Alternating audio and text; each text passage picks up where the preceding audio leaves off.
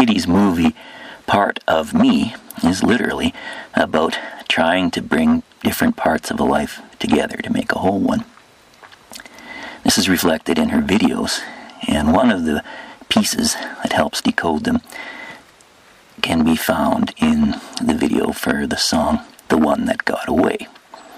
In some ways this represents a missing piece of a puzzle that escapes.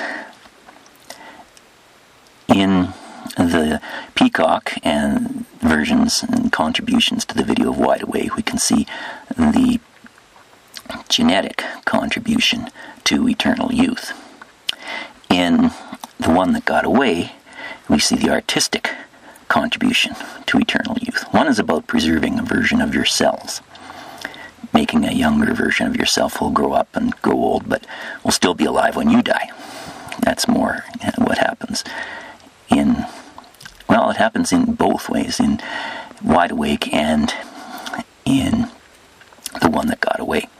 In The One That Got Away, much like Wide Awake, we have cloning going on in a way. There are two genetically identical versions of Katie who go off and do different things and pursue different life paths and wish they'd made different choices, perhaps.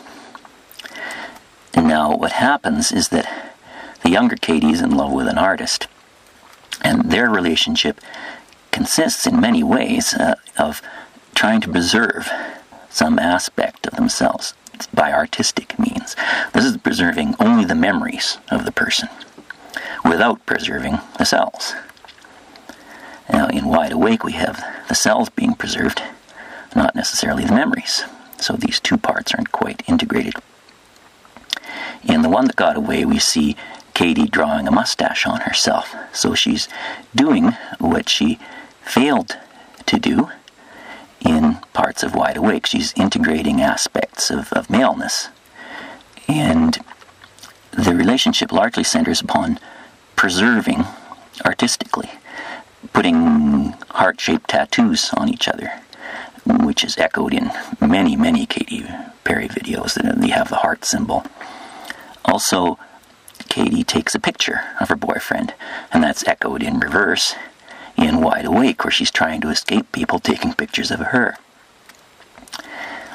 So you also have the older version of Katie, who might be approximately double Katie's real age, looking back on her life and how it might have been if she'd stayed with the young man who drives off what is apparently a California cliff to me and dies. So he stays young in her memory, but he does it by dying. And that is echoed in the lyrics of the song Teenage Dream, where you talk about dancing till we die. So you have the artistic version of eternal youth or immortality, where a person stays young forever in someone else's memory, but of course they're dead. Then you have the genetic, physical version of immortality, where you can be innocent and start your life over again, but you'll still age and die like the first version of you did. So there's a pursuit throughout Wide Awake and its contributing videos of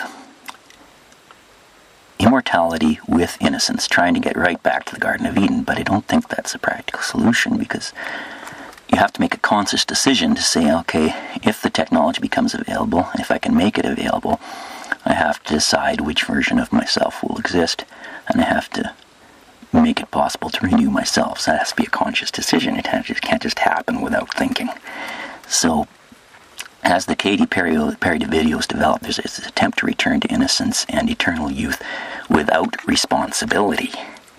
And all the way through the videos, there's a search for power and divinity and eternal youth without responsibility. And that's why I think the different elements haven't quite come together at the end.